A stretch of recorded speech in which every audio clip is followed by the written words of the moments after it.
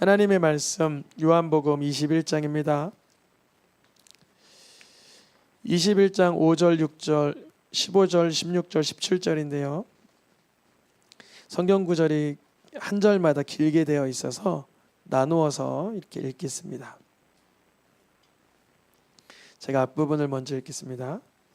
그들이 조밥 먹은 후에 예수께서 시몬 베드로에게 이르시되 요한의 아들 시몬아 내가 이 사람들보다 나를 더 사랑하느냐 하시니 이르되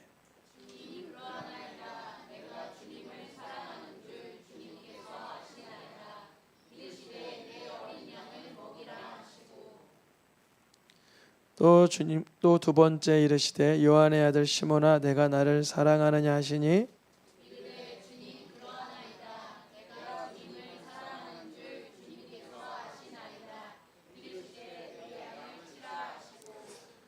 세 번째 이르시되 요한의 아들 시몬아 내가 나를 사랑하느냐 하시니 주님께서 세 번째 내가 나를 사랑하느냐 하심으로 베드로가 근심하여 이르되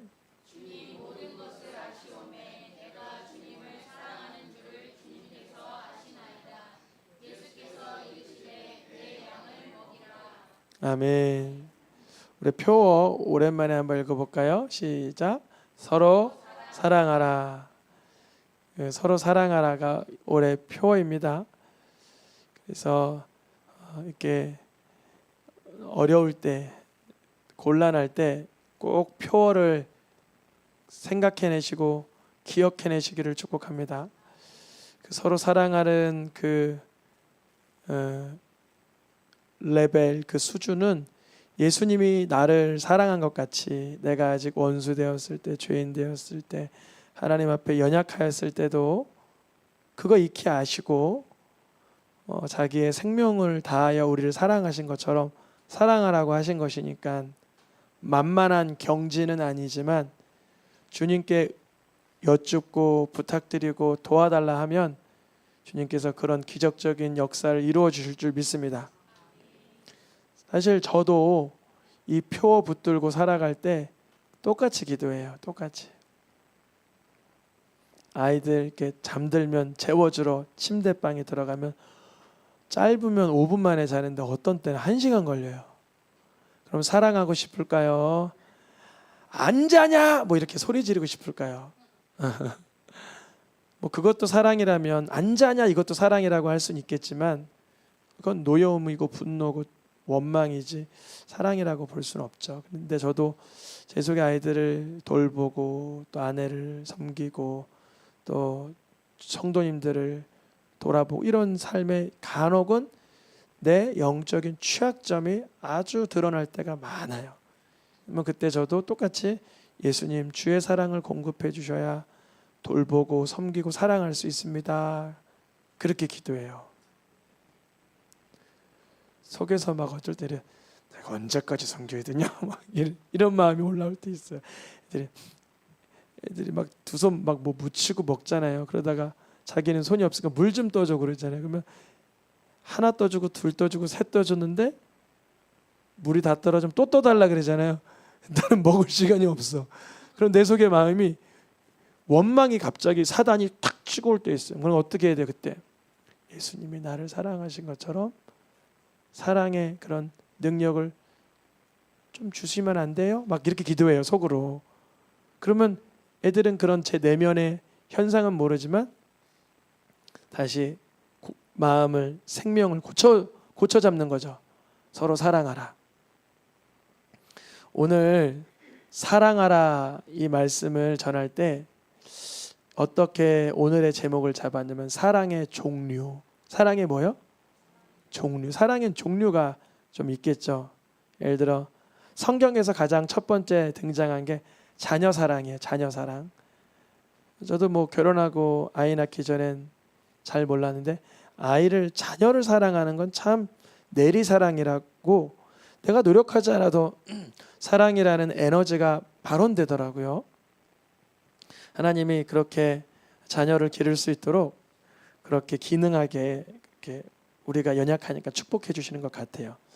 이삭의 하나님께서 이삭을 말하실 때 아브라함아 내 사랑하는 독자 이삭을 이렇게 표현해 주세요. 하나님이 먼저 자녀 사랑. 성경에서 뭐 세상에서 드라마에도 많이 나오는 것처럼 제일 많이 나오는 건 남녀 사랑이겠죠. 남녀 사랑. 남녀 사랑, 그 연애를 말하죠. 연애는 종종 이렇게 변질될 때가 있어요. 훅훅 바뀌어요. 성경의 남녀 간의 사랑이 변질되고 바뀌고 심지어 그게 살인으로 끝나는 경우도 종종 나오잖아요. 또 형제 사랑. 그러니까 요셉이 자기 동생 베냐민을 그렇게 사랑하잖아요. 베냐민 얼굴 보고 엉엉 울잖아요. 형제 사랑. 그 약자를 사랑하는 그 동정하는 마음. 친구 사랑. 요나단이 다윗을 사랑하는 그 의리. 이건 또 다른 얘기지만 사람들이 돈을 사랑하는 이유는 왜 돈을 사랑할까요? 자기를 사랑하기 때문에. 나의 어떠한 모든 걸 그 무엇보다 아끼기에 돈을 사랑하죠. 이런 여러 가지 사랑의 종류들이 있는데 하나님은 이러한 모든 사랑의 종류들을 초월하여 우리를 사랑하신다고 성경 곳곳에 표현해 놓으셨어요. 먼저 가장 변함없는 게 자녀 사랑이라고는 하지만 사실은 여인이 젖먹이는 그 자식을 잊을 수도 있다는 거죠. 모성애, 부성애 참 주님이 우리에게 선천적으로 주신 거지만 근데 그게 한계가 있더라고요. 모성애와 부성애의 한계도 있어요. 사실은 못 느껴보셨어요? 한계를? 모성애와 부성애의 한계를? 우리 아이를 키워보신 분들은 다 공감하실 것 같아요. 저도 아까 고백했잖아요. 부성애의 한계. 그러나 하나님은 어미가 잊어도 아비가 잊어도 나는 널 잊지 않는다 말씀하시는 거예요. 전 이 말씀이 참 저에게도 위로가 돼요. 저도 7남매의 사랑 많이 받고 자랐지만 때로는 7명 속에서 한 사람으로 자라니까 이렇게 좀 그런 거 있잖아요. 내가 이렇게 관심받지 못한다. 아니면 제가 위로 누이만 셋 있고 밑에도 누이만 둘 있고 막내가 남동생 기저귀 차고 다니는 게 지금도 생각나니까 혼자 무슨 마음이 있었냐면 내가 힘든 일은 다 해 이런 마음도 있었어요. 쓰레기 갖다 버려. 그럼 누가 갖다 버릴까요? 집안에 있는. 여러분 10식구 쓰레기 버려보셨어요? 10식구 쓰레기. 어마어마해요. 그래서 속의 마음에 나를 왜 이렇게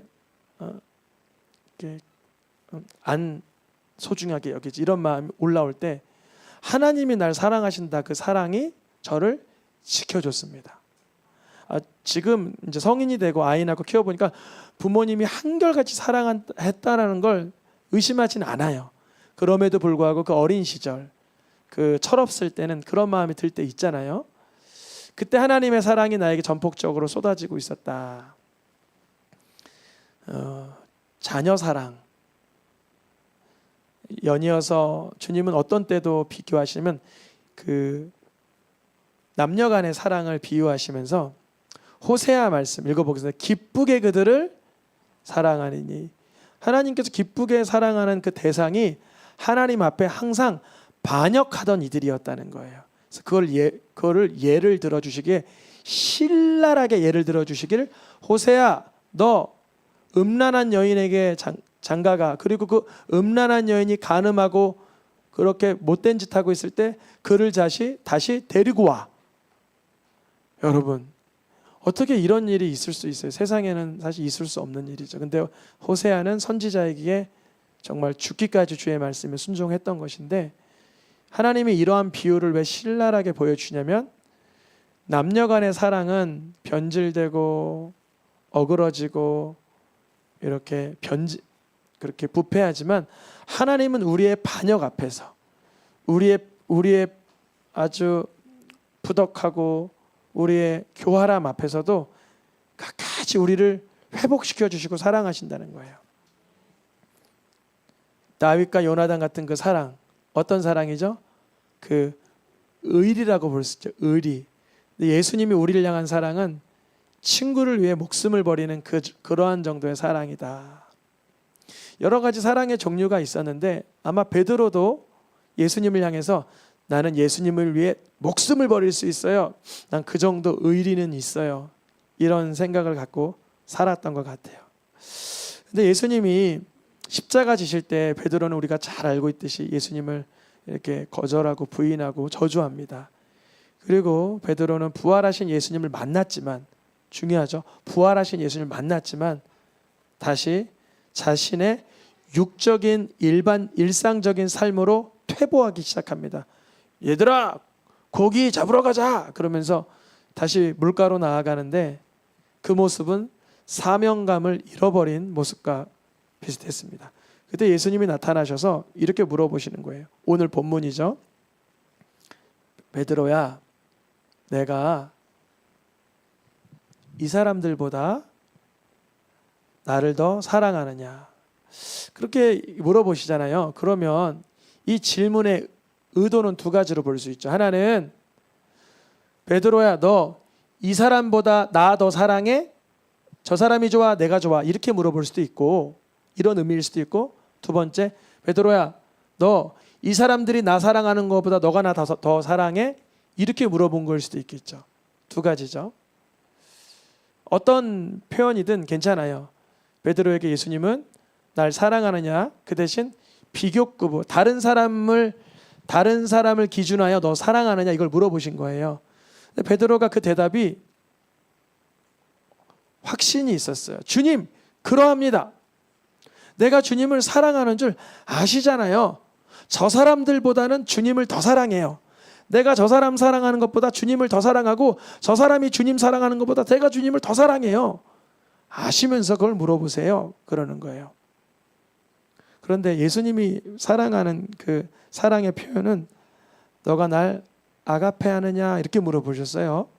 아가페하느냐. 그러니까 신적인 사랑으로, 무한한 사랑과 그 변함없는 사랑으로 사랑하느냐.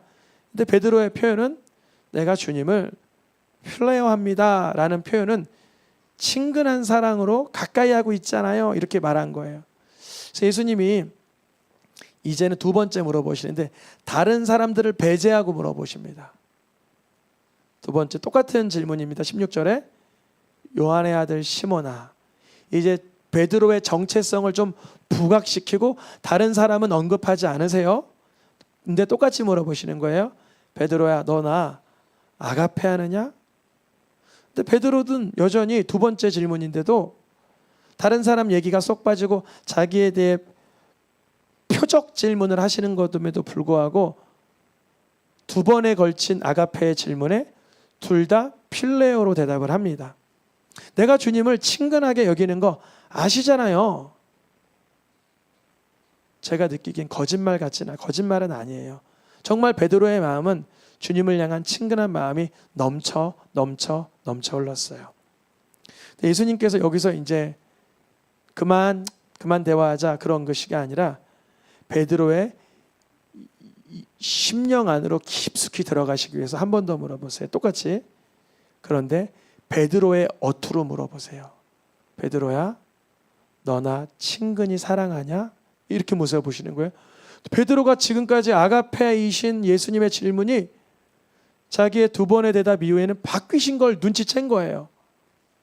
주님께서 세 번째, 내가 나를 무엇하느냐? 필레오 하시냐 물어보는 순간 갑자기 뭔가 깨달았어요. 뭘 깨달았나? 여러 가지를 깨달았겠지만 먼저는 내가 주님을 진실로 필레오 하지도 못했구나. 무슨 말이냐면 친구로서의 사랑은 원래 친구를 위해서 뭘 버려야 되는 거예요? 목숨을 버려야 된다는 거 예전에 배웠어요. 언제 배웠나? 예수님 가르쳐 주셨어요. 나보다 더 필레오하지 않는 자는 합당하지 않고 나보다 더 다른 누군가를 필레오하는 자는 합당하지 않는다고 베드로에게 가르쳐 주셨어요.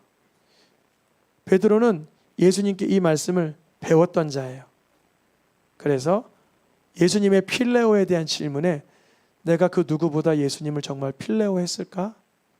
내 사랑은 아가페에는 못 미친다 하여 필레오라고 대답했지만 사실 그 사랑만도 못한 나의 연약함이 있었지. 근심이 되는 거예요. 죄송한 거예요. 그런데 베드로에게 기특한 면이 있어요.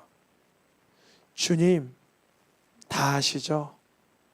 제가 두려워하는 거, 무서워하는 거, 비겁한 거, 그리고 변질됐던 거, 도망갔던 거 다 아시죠? 그런데 주님, 내가 주님을 그래도 친근히 사랑합니다. 아멘. 저도 이 고백을 해요. 주님, 제가 주님을 사랑한다고 하며 사명 감당하지만 때로는 흐트러짐이 많고 하나님 앞에 무익한 자이고 연약하지만 그래도 저는 끝까지 주님을 친근히 사랑하고자 합니다. 주님 모든 것을 아시오니 주님께서 저의 마음의 사랑의 종류를 아십니다. 고백합니다. 베드로는 이 예수님의 3번의 질문을 통하여 무엇이 해결되냐면요, 자기 속에 있었던 주님을 향한 어떠한 그런 걸리는 마음들이 있죠. 어두운 마음들이 해결을 받은 거예요. 그걸 쏟아내므로.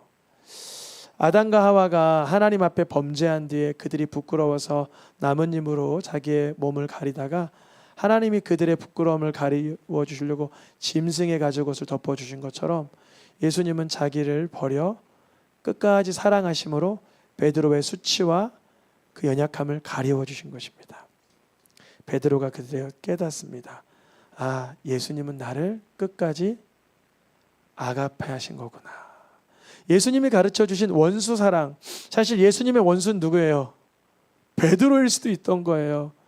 예수님이 죽는 그 순간 제자라고 하는, 수제자라고 하는 가장 칭찬받은 그 자가 예수님을 부인하고 저주하고 했던 그 영적 상태와 입술의 고백을 예수님 아시기 때문에 원수라고 해도 과언이 아닌데 예수님은 끝까지 그 연약한 제자 베드로를 아가페 하시며 기도하신 것입니다. 그래서 베드로가 자기의 사역 때 작성한 베드로 전후서 말씀을 보면 사랑에 관한 이렇게 디테일한 표현이 있는데 뭐라고 하냐면, 형제 사랑하기에 이르렀다면, 형제 사랑하기를 원어를 보면 필라델비아 이렇게 써 있어요. 그러니까 에소바드 서빌라, 6번째 교회 있었죠. 6번째 교회 이름이 뭐죠? 필라델비아 교회. 필라델비아 교회의 뜻이 형제 사랑이에요. 그래서 이걸 헬라어로 이렇게 베드로전서 1장 22절을 보면 거짓없이 형제 사랑하게 이르렀으니 거짓없이 필라델비아에 이르렀으니 이렇게 되는 거예요. 그 원어를 보면. 그렇다면 이제 그 사랑을 어떤 사랑으로 끌어올리라? 아가페의 사랑으로 끌어올리라. 왜냐하면 그래야만 누군가의 허물은 덮어지며 예수 그리스도의 사랑에 참여하게 되는 능력이 나타나기 때문에 그렇습니다. 베드로가 자기가 경험해 본 거예요. 자기는 예수님을 향하여 내가 주님을 플레어합니다, 친근하게 여겨요 라고만 고백했던 그 베드로가 아가페의 한없는 사랑을 받으면서 자기의 사랑도 아가페의 사랑에 근접하도록 자라가는 걸 경험하면서 이 말씀을 선포하는 거예요. 베드로가 같은 말씀으로 한 번 더 말하죠.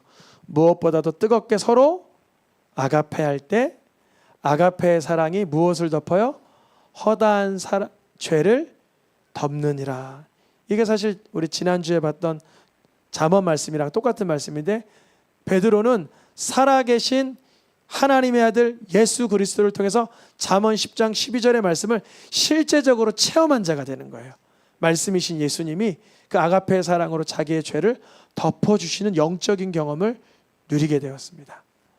사랑의 종류에는 다양한 종류들이 있지만 그 중에 최고의 가치가 있는 신적 사랑이신 예수님의 사랑을 우리 모두 다 체험하고 누리고 흘려보낼 수 있기를 축복합니다.